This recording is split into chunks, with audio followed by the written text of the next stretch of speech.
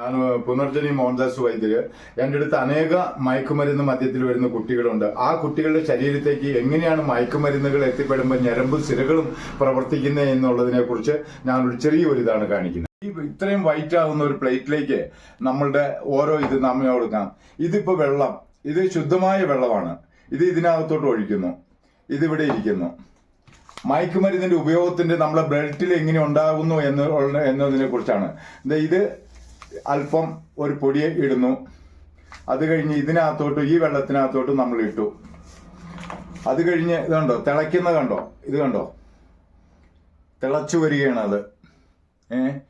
അതേപോലെ തന്നെയാണ് അതിനകത്തോട്ട് നമ്മളൊരു അല്പം വേറൊരു ഇതുണ്ട്, പൊടിയിടുന്നു.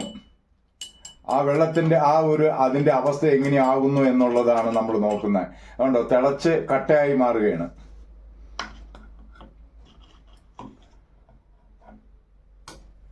ഇത് കണ്ടോ, ഇതേപോലെയാണ്. ഇതായി മാറുവാണ്, നമ്മുടെ ബ്ലഡ് കട്ടയാകുവാണ്. ഈ കട്ടയാകുന്നത് കണ്ടോ, തിളച്ചു മറിയുന്നു. ഈ കട്ടയാകുന്നതാണ് നമ്മുടെ ബ്ലഡിനെ അശുദ്ധമായി കട്ടയാക്കുകയും ഞരമ്പുകള് കട്ട പിടിക്കുകയും ഈ ശരീരത്തിന്റെ പ്രക്രിയകൾ നമ്മുടെ അബോധ മനസ്സ്, സുബോധ മനസ്സെന്ന് പറയുന്നത് നഷ്ടപ്പെടുത്തുന്നു. ഇതെടുത്ത് കണ്ടോ, തിളച്ച് കട്ടയായി മാറുകയാണ് ബ്ലഡില്. ഇതേപോലെ തിളച്ച് കട്ടയായിട്ട് നമ്മളെ ബ്ലഡ് കട്ടയായി മാറുന്നു. ഇത് കഴിയുമ്പോൾ നമ്മുടെ ഓർമ്മകൾ നശിക്കുന്നു. നമ്മൾ എവിടെയാണ് എന്താണെന്ന് അറിയുന്നില്ല. ഇതുകൊണ്ടോ ഇതേപോലെ ആയി മാറുകയാണ് അത്. ഇതുകൊണ്ടോ ഒരു മനുഷ്യന്റെ ശരീരത്തേക്ക് ഉണ്ടാകുന്ന ഒരവസ്ഥ.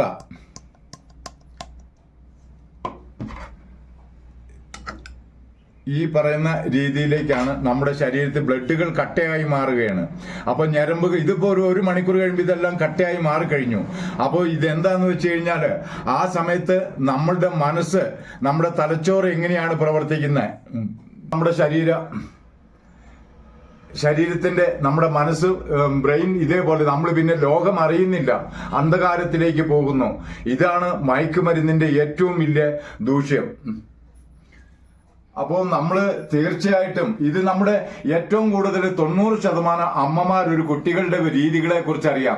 ഇത് പുറത്തു പറയാതെ ഇത് അവരുടെ മക്കളല്ലേ, ഞങ്ങളുടെ അല്ല, അല്ലെങ്കിൽ അവനല്ലേ ഉള്ളൂ എന്ന്. പക്ഷെ നിങ്ങളുടെ ഓരോ കുടുംബത്തിലെ ഓരോ കുട്ടികളെയും നിങ്ങൾ സൂക്ഷിക്കണം. അമ്മമാര് കർശനമായ ഒരു രീതിയിലേക്ക് പോയെങ്കിൽ മാത്രമാണ് സമൂഹത്തിലേക്ക് നമ്മുടെ മക്കളെ നന്നാക്കിയെടുക്കാൻ കഴിയുള്ളൂ. വീട്ടിൽ നിന്ന് തുടങ്ങണം ആദ്യമായിട്ട്. നമ്മൾ മറ്റാരെയും കുറ്റം പറഞ്ഞിട്ട് കാര്യമില്ല. കാരണം ഇതെല്ലാവരും ഇന്ന് സ്വാർത്ഥ ലോകത്തോട്ട് പോകുമ്പോൾ രാഷ്ട്രീയവും ഉദ്യോഗസ്ഥരും ഒക്കെ പറയുന്നുണ്ടെങ്കിലും ഇതിന്റെ അന്തരംഗം ഇതിനൊരു മാഫിയകളാണ് ഇത് വർക്ക് ചെയ്യുന്നത്. നമ്മൾ ഈ കാണുന്ന ഈയാമ്പാറ്റകളല്ല.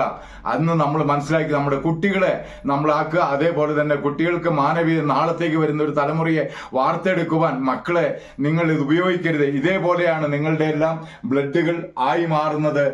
നമ്മുടെ ശരീരത്തെ കണ്ട് ഒരുത്തൻ നിന്ന് വരയ്ക്കുന്നു. ലാസ്റ്റ് ശരീരത്തേക്ക് മരച്ചു കഴിയുമ്പോൾ വരഞ്ഞിട്ടാണ് അതിനകത്തോട്ട് മരുന്നുകൾ ഇട്ട് കൊടുക്കുന്നത്.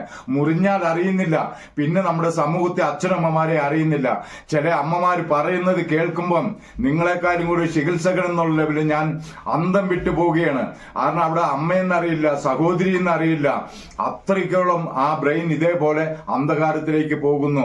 അതിന്റെ പേരിൽ മദ്യവും മയക്കുമരുന്നും നിങ്ങൾ ഉപയോഗിക്കരുത്. സമൂഹത്തിന് മാതൃകയായി നല്ല വാക്കുകളില് നല്ല സമൂഹത്തിന് കുട്ടികളായി വളരുവാൻ നമ്മളെല്ലാവരും പ്രയത്നിക്കുക.